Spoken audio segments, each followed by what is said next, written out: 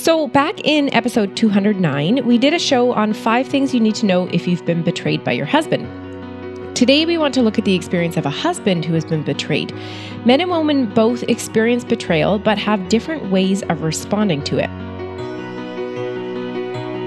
The Marriage Podcast for Smart People is designed to help busy couples like yourselves move away from conflict and unhappiness to build a marriage you'll love today and treasure for a lifetime. This podcast is made possible by listeners like you. Learn how you can help save marriages, prevent divorces, and keep families intact by going to oyf.support. Once again, that website is oyf.support. And now, here are your hosts, Caleb and Valinda Simone Gandel from Only You Forever. Welcome to the Marriage Podcast for Smart People. If you want to build a thriving, passionate marriage, we've got the research, the truth, and the answers you're looking for. We have a hopeful episode for you this week. This is episode number 259, and today we're going to be talking about what husbands need to know after their wife's betrayal has been disclosed to them. Hey there, before we get started, if you did miss last week's episode, we discussed the importance of physical touch in marriage. That's definitely worth going back and checking out. Also, make sure you hit that subscribe button in your podcast player so that you don't miss any upcoming shows from us. If you're struggling with your marriage, we offer sound, research-based advice, and most of all, we offer hope. So let's get into the topic of the male experience of betrayal. Right. So any kind of betrayal trauma comes from the shocking disclosure of a relational breach of some sort. That could be unfaithfulness. It could be some other form of broken trust or loss of confidence in your marriage. Okay. It could be things like spousal neglect or cheating, various forms of infidelity, dishonesty, deception, betrayal, rejection, other circumstances that cause you to stop trusting your spouse. Okay. And unfortunately, there's much less research on men dealing with betrayal trauma. Men definitely experience pain, of course. They have to go through a process of healing after they've been betrayed as well. But they tend to process it differently than women. I was actually thinking when I sat down to write this, I remembered someone like 20 years ago, before I became a therapist, was even thinking about it, who'd been very close to his girlfriend. He was cheated on by his girlfriend. And he was just telling me how he, even months later, he's having nightmares about her cheating with the other guy. Mm-hmm. And I was just sort of recalling this as, okay, that's betrayal trauma. Like, so it was a traumatic discovery for him, the disclosure. Mm-hmm. And he's really just having flashbacks that are being processed in his dream. It was just so devastating because he thought he was very close to her. Okay. And it really shattered his world. Okay. So that experience is similar to women, but at the time, like I wasn't a counselor, didn't know anything about betrayal trauma, didn't know anything about trauma. Yeah. Yeah. And so, he couldn't figure out why he was having these flashbacks or what to do with them, and I couldn't either. Yeah. Right? And of course, it's hard for guys to talk about emotionally difficult things anyways. Yeah. But one of the things that Doug Weiss noted, he's a psychologist who sees both men and women dealing with betrayal trauma, is that men tend to compartmentalize more than women, and they tend to block out painful emotions or painful experiences such as betrayal. Okay. So can you just tell us what compartmentalize is? Yeah, they just kind of put things into buckets and don't, they separate it off and get on with their life. Oh, so put it in the bucket and put the lid on it and put it away. And they go to work and, I would say they're fine at work, but, sometimes you'll see anger coming out. So the bucket's never entirely sealed. Right. Maybe a guy's throwing tools or something if he gets frustrated or punching a wall. Not that that's acceptable, but it's, it just kind of shows the bucket's leaky. Oh, okay. So it's not sealed off. Yeah. Yeah. But they'll just kind of try to keep going and do the things that they do quite often and try to compartmentalize. Okay.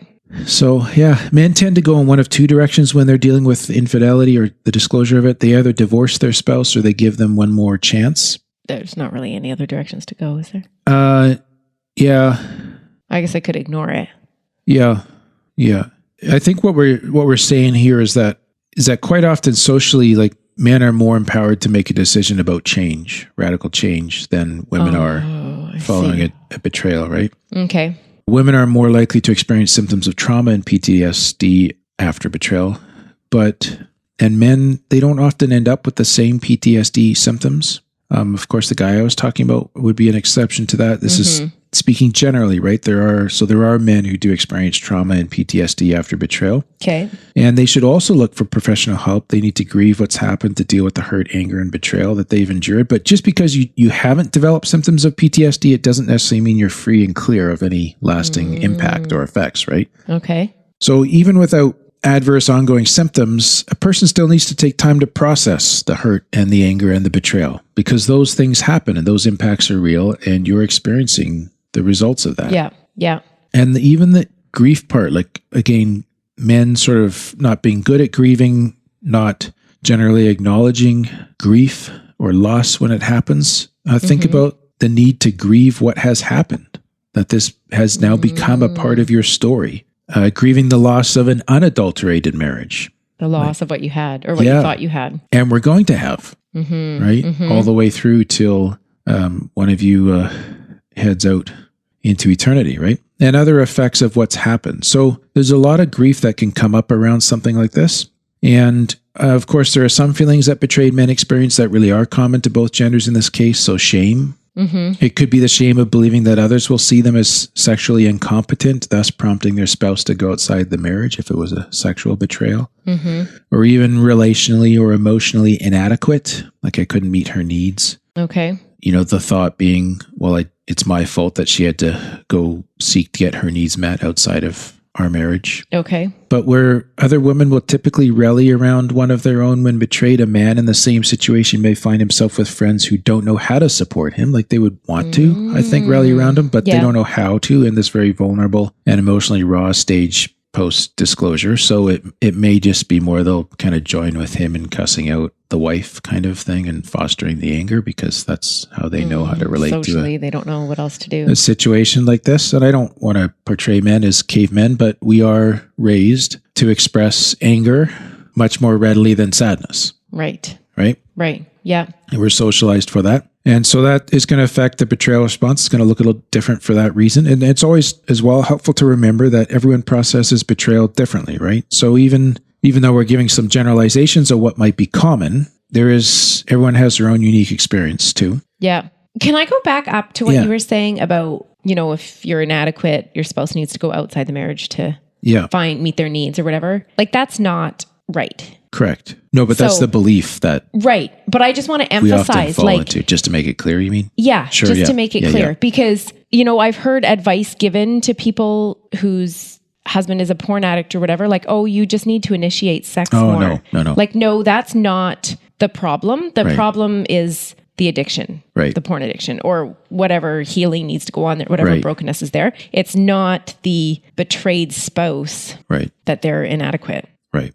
Okay. Oh, good. Thanks for clarifying that for sure. So I was just saying, I'm glad we went back there, but just to kind of come back to where we were. Yeah. Everybody processes betrayal differently. And then the other thing to remember is that we're using the word betrayal, but there could be a lot of potential scenarios here. So it could be a financial betrayal, like a hidden gambling problem or loss, right? Or that's going to prompt a very different reaction than the discovery of an affair. For example, it's still betrayal. So there's going to be some similarities, but the personal offense and hurt is going to feel a lot different. It's going to challenge different areas of your personality, and it's going to hit you, some parts of your emotional experience of it differently as well. Okay.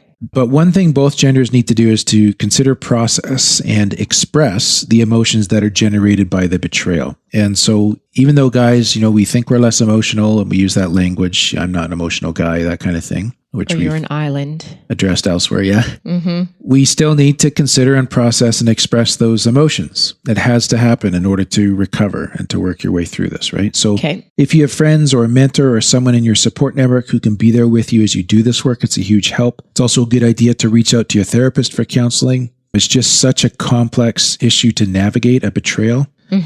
If you haven't worked with a therapist before, we do have a number of our team members at OYF who work with betrayal situations in marriage. So we're able to help with that. It helps if your therapist understands betrayal trauma. Not all counselors get that experience. Okay. But that's very necessary to comprehend as well. So it's not just something you kind of move on from. Generally, you have to do healing work. I'm not saying you have to see a therapist. I'm saying a therapist can help with it. Right. Okay. So how can you heal from it? Okay. Well, there's 5 things that folks can do would be helpful as you're going through this. So first of all, just give yourself time. So it's it may have been an event or it's disclosed in a moment or an afternoon or something like that. It's important to understand there's no quick fix to a situation like this. So recovery from betrayal is painful. It takes time to heal that pain. Yeah. And it's normal to feel anger and distress. It's normal to be fine one moment and ambushed by your emotions the next. So guys are ambushed by emotions? Yes, they can be ambushed as well. It's more likely to come out as anger or frustration or that kind of thing. Okay. But you want to kind of get to the hurt that's underneath that and be processing that. Otherwise, you're just going to keep venting the anger because you're never really resolving or addressing the hurt and grief. Yeah. Yep.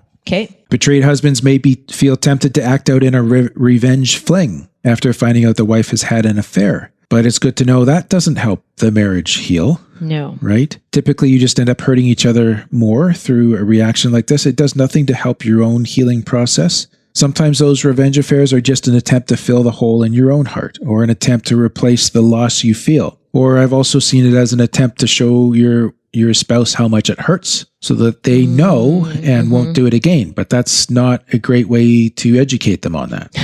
No. Okay. Even if the betrayal has left you alone, being alone for a while is not necessarily bad. I'm not saying it's easy, but try not to think of it as a bad thing. It will take several weeks before things are not totally raw for you. And it'll take several months likely to return to a relatively normal state of being. And it may take a few years to fully heal from betrayal, especially if it was traumatic.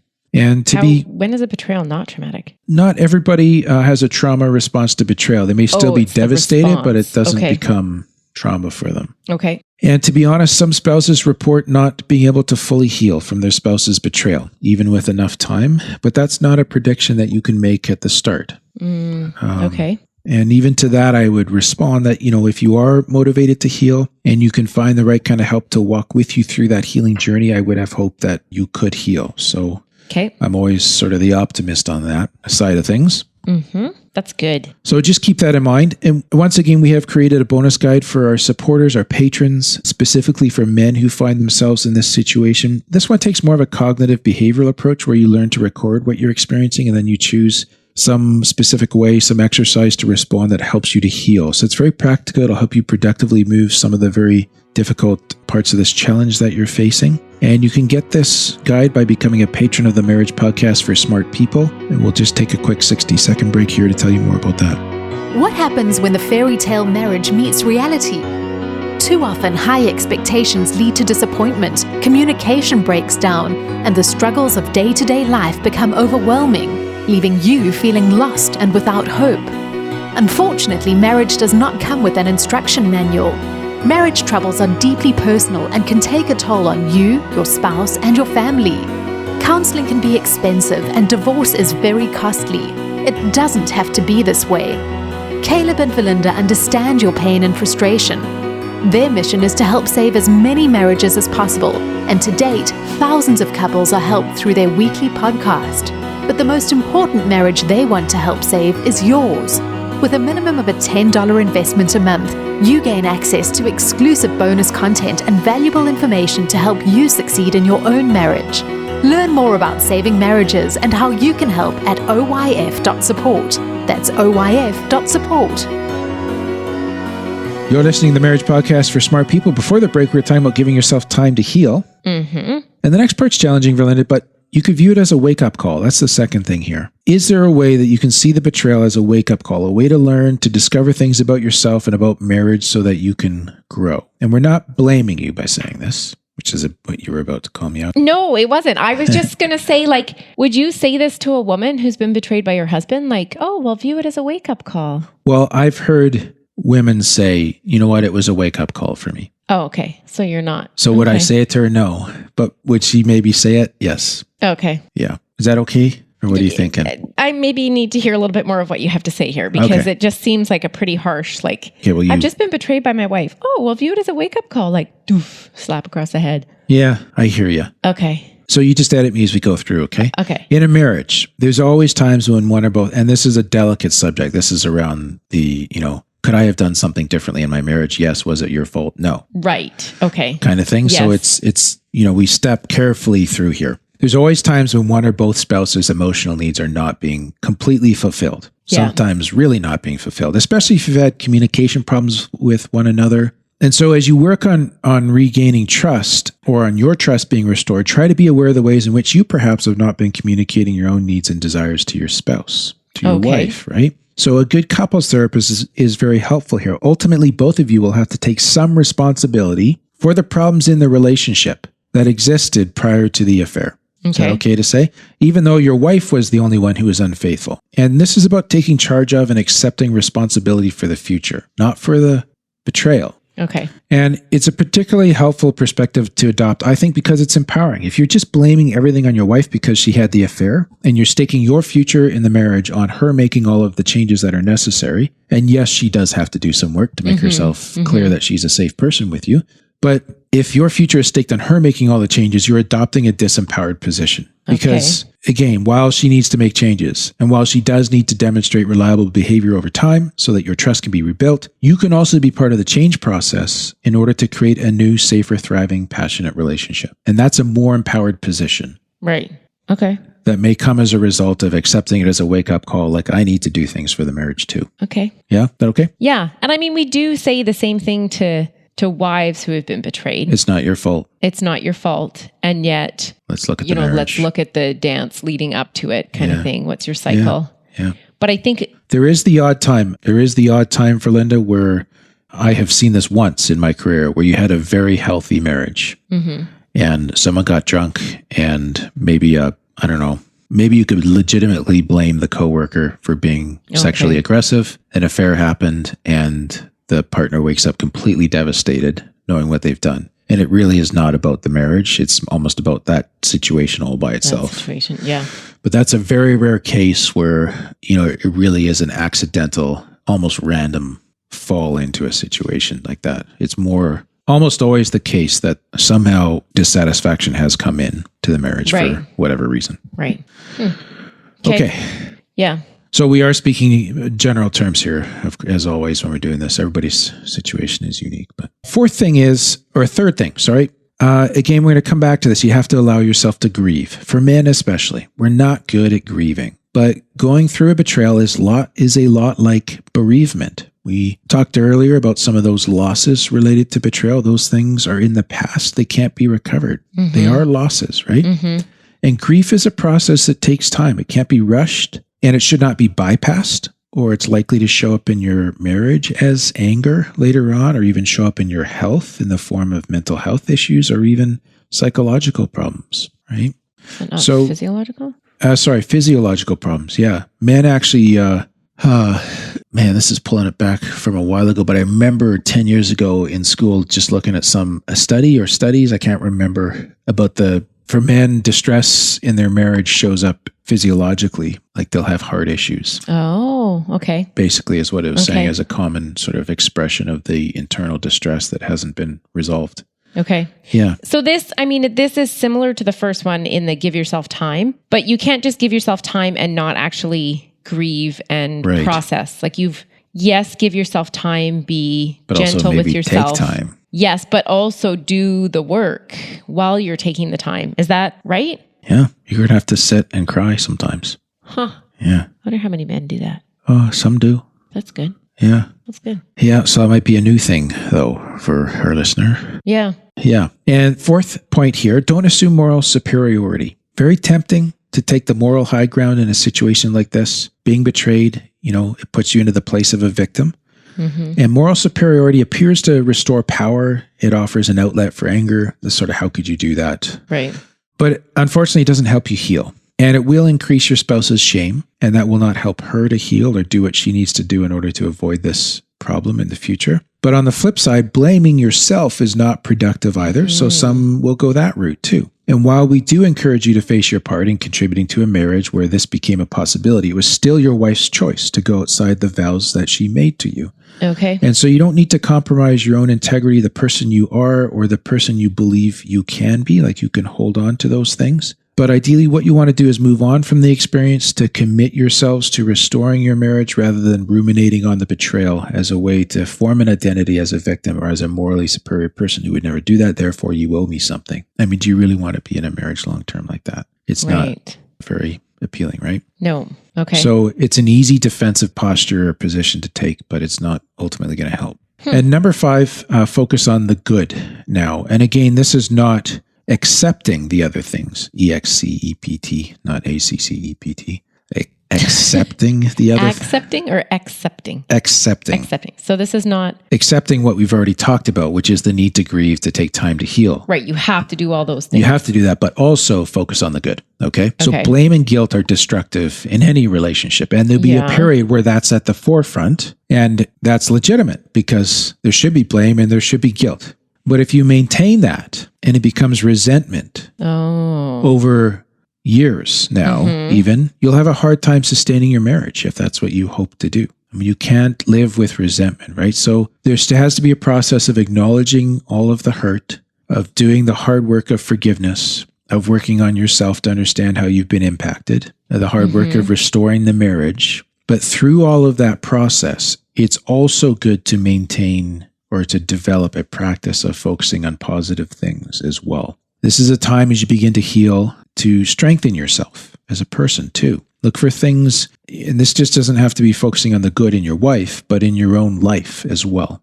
Gratitude, right? So look for things at work or in your recreation time where you can be successful, boost your self-confidence because you've probably taken a hit for this, right? Yeah. Ground yourself back in things that matter to you. Your faith community is a good one to consider, but practice gratitude. So there is that need to focus on the good activities, good relationships, good beliefs about yourself, good values, that kind of stuff. That making sense? Yeah. So can I ask a question about the difference between like the husband betrayal versus the wife betrayal? Yeah. So when we talked about wives who have been betrayed by their husbands, we brought up the thing like your husband needs to know the impact it's had on you. So he needs to see the pain. He needs to see all that, where we haven't really touched on that at all here. So do husbands typically not let that out, or is it not as imperative that the wife see it because she already... No, I just neglected to mention it. Okay. It just wasn't in this research? Yeah, but I would just kind of put a wrapper around that. Like typically guys will express that through anger. Right. Which is, anger is really hard to embrace. Not that you're trying to embrace at this point, but you know what I mean? Like, I'm going to go a different direction on that if I can, because in this case, because of the gender situation, his anger is going to be much more terrifying for her than if she was betrayed by him and it was her anger that he was facing. Agreed. Right? Yeah. So because of her fear and need to self-protect, because typically, most often in a relationship, the man is physically more powerful than the woman. Yeah. She may default to like almost a necessary protective state where she can't take the anger as an expression of hurt, but she's afraid for herself. Okay. And so it's not going to provide a corrective or helpful experience for her to see that. So it becomes, if possible, I would just really encourage guys there, husbands there, to try to dig deep and show her the grief and hurt in a a cathartic way, but that involves like the sadness and loss of that more than the sort of easier expression of anger to represent it. Okay. So that, because I do believe that when a spouse sees that, it helps them understand, like you're always in some denial about how this is going to impact your spouse when you're in the situation, when you're in the affair. Yeah. Right? Okay. And it really helps break through that denial and minimization. If they can see the impact it's had. Yeah. But so guys need to work especially more on not showing it as anger. Yeah. It's going to be hard to do, but yeah. Yeah. Well, even as a female, it'd be hard to do, but I see what you're saying. Yeah. Like if you're showing it as a guy, if you're showing it as anger and your wife's afraid for her life, like nothing productive is going to come out of that. And she feels like she needs to leave the house. Like all she can process is her own protection. Yeah. In that moment. Yeah. So she's not going to process I had no idea it would do this to you. Right. That's what you want her to see. And I don't mean that manipulatively in any way too, but out of a genuine expression of your impact, you invite her to come to that conclusion would be how I would frame that. Does that make sense? Yeah. Good question. No. But I mean, that's the difference between the husband and wife right there. Like I never would have thought of that. Yeah. I know. Yeah. So if you choose to rebuild your marriage, while this betrayal will remain as a significant event in your history, you don't have to allow it to become what defines your interactions and your relationship with your wife for the remainder of your marriage. You can create something new and stronger, and this can be reframed as a turning point for you guys. Okay. Where, it was painful, but what we have now is just so much better and so beautiful that I'm almost thankful for it. Do you get people saying that? Yeah. Really? Yeah. Wow. Yeah. That takes some work. Yeah, for sure. Yeah, but that's the reframe, right? They wouldn't never want it to happen or happen again or happen to anybody else. But it kind of comes back to the wake up call and being willing to lean in instead of out. And that's really your call. Not everybody can do that, but we would encourage you to consider it. Yeah, we believe in redemption. Amen. All right. Well, thank you to those of you who became patrons between this recording and the last one. We had Tiffany and also Michael and Lauren. So thank you for supporting us, Tiffany and Michael and Lauren, and also all of our supporters. Yeah. Next week, we're talking about why some people experience pain during sex, women on that episode, I should say, and what may be the cause of that. Okay. So just helping folks with that. It's not something. So why some women experience pain during sex? It's not something that gets talked about too much. Okay. That is all for today's episode. You can get the full show notes at oyf.link/259. Find out how you can help. Go to oyf.support. Thanks, and we'll see you next week. The Marriage Podcast for Smart People is totally funded by listeners who support Caleb and Valinda in their mission to save marriages. If you would like to be part of this worthy cause, open your web browser to oyf.support. A minimum investment of $10 per month will help restore hope to married couples. Plus, as a patron, you'll gain access to exclusive bonus content and valuable information to help you succeed in your own marriage. Go to the website oyf.support now for more information. Thanks for listening to the Marriage Podcast for Smart People from Only You Forever.